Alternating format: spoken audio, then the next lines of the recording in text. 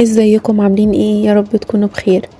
هل قبل كده حسيتي في يوم ان حياتك عبارة عن حياة ماشية بقرارات الناس التانية وبتسألي نفسك امتى ابتدي اخد قرار لوحدي ويخصني انا بس؟ هنكتشف النهاردة ازاي تكوني مستقلة واهمية انك تكوني انت اللي بتاخدي قرارات حياتك. فجهزي نفسك لان ده ممكن يغير طريقة تفكيرك للأبد. ويلا نبدأ. اول حاجة خلينا نفهم يعني ايه ان انا اكون مستقلة في ان انا اخد قراراتي. في الاول انا مش ضد ان احنا ناخد اراء الناس وكده، لكن محدش هو اللي ياخد لنا القرار في النهاية. انا بناء عن حاجات كتير جدا انا ابتديت اخد قراري لنفسي، مش معناه ان انا اتجاهل النصيحة. تمام. طيب، يعني ايه ان انا اخد قراري لنفسي؟ الاستقلال في اي قرار انت بتاخديه مش معناه العزلة او التجاهل، ان انا اتجاهل رأي الناس اللي حواليا، لا، معناه ان انت في النهاية اللي بتاخدي القرار بتاعك. الاستقلال ده مش بنتولد بيه، يعني مفيش حد مولود بيعرف ياخد قرار بنفسه، لكن في مهارة بتكتسب مع الوقت. امتى بقى اكتسب انا المهارة دي؟ لما ادرك ادراك تام ان نتيجة القرارات بتاعتي دي سواء كانت حلوة او مش حلوة فهي مسؤوليتي انا لوحدي.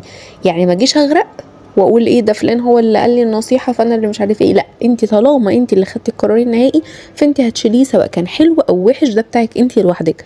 لما تدركي الحتة دي هتعرفي تاخدي كويس قوي القرار بتاعك. طيب، امتى الوقت اللي انا ينفع اخد فيه قرار لوحدي؟ الموضوع ده مش محتاج سن معين او موافقة مثلا من حد، لا، هو بيجيلك لما بتحسي ان في صوت كده جواكي بيقولك ان انتي تستحقي انك تتسمعي زي اراء الناس التانية، بقى ليكي اراء وبقى ليكي قرارات. طيب، ليه لازم يكون عندي استقلال في القرارات؟ الإجابة هنا في 3 نقط مهمين قوي. أول حاجة إنك تبني هويتك، يعني القرارات اللي بتاخديها هي اللي تكون شخصيتك وقيمتك. يعني خدتي قرار صغير وكان غلط هتتعلمي لأنه كان هيأثر فيكي، فبعد كده هيكون عندك الخبرة الكفاية ناحية الموضوع ده. لأنك لو دايما بتاخدي قرارات ناس تانية وتمشي بيها من غير ما تفكري فأنت بتعيشي حياتهم هما مش حياتك انتي. تاني حاجة انك تكوني بتثقي في نفسك. كل قرار مستقل حتى لو كان غلط فهو درس بيعلمك، وانت كمان بتتعلمي من غلطك، فهيرفع مستوى ذكائك العاطفي جدا وهيزود ثقتك بقدرتك على حل اي مشكلة هتقابلك. تالت حاجة تحقيق الرضا. يعني لو في موضوع مهم وانتي خدتي قرارات فيه بشكل مستقل هيجيلك شعور كده وانتي راضية قوي من جواكي، شعور كده غير عادي لما تعرفي انك وصلت للهدف بتاعك بمجهودك وقرارك انتي الشخصي مش بتحركات ناس تانية في حياتك. ده الفرق بقى ما بين نجاح هش ونجاح حقيقي. طيب، تالت حاجة ازاي بقى ابدأ اخد قراراتي انا المستقلة؟ انا مثلا ما بعرفش اخد قرارات، في ناس مثلا متحكمه في حياتي مش عارفه ايه، امتى ابتدي؟ عشان بحيث برضو ما اخسرش حاجات كتير مره واحده لانها بقى لسه بقى في بدايه الطريق لوحدي. هقول لك 3 حاجات، خطوات بسيطه جدا وذكيه عشان تعرفي تاخدي خطوات مستقله في حياتك.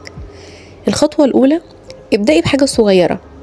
يعني ما تقرريش فجاه انك هتغيري مسيرتك بالكامل، لا، اعملي قرارات يوميه صغيره وبسيطه. يعني مثلا هقضي يوم ازاي، هروح فين في الاجازة، لو عايزة تاخدي كورس مثلا ايه الكورس الافضل ليكي كده يعني.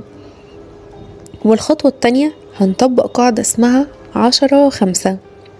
يعني اسألي نفسك لو القرار دوت هيكون مهم بعد 5 سنين قدام، طيب هل القرار ده كان هيبقى مهم في حياتي لو من 10 سنين فاتت؟ القاعدة دي هتخليكي تعرفي تحطي الامور في مكانها الصح، وتخليكي بقى تشيلي من على نفسك الضغوط بتاعة اللحظية كده، الضغوط اللحظية اللي في حياتك اللي بتجيلك وانتي بتاخدي اي قرار، اللي هو يا ربي لحسن ابوظ الدنيا لحسن مش عارف ايه. لا، الخطة دي هتخليكي تعرفي تفكري كويس قوي وتاخدي قرار مرتاح شوية.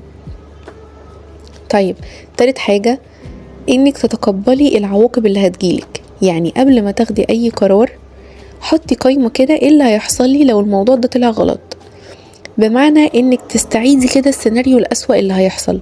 لما هتتقبلي النتيجة الأسوأ دي الخوف اللي جواكي من ان انتي تاخدي اي قرار اللي بيخليكي تتسندي على الناس هيروح واحدة واحدة. وفي النهاية انك تكوني مستقلة هي اهم رحلة في حياتك. انتي مش مضطرة تعيشي بناء عن توقعات الناس التانية، حياتك دي بتاعتك انتي وما تخليش حد هو اللي يكتب عليها غيرك. وسؤالي ليك النهاردة، ايه هو اول قرار هتاخديه بعد ما تشوفي الفيديو ده؟ شاركوني الاجابات بتاعتكم في الكومنت وشجعي غيرك.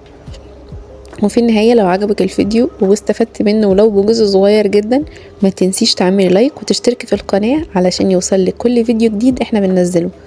وشكرا انك كملت الفيديو لغاية الاخر. اشوفك في فيديو جديد. باي باي.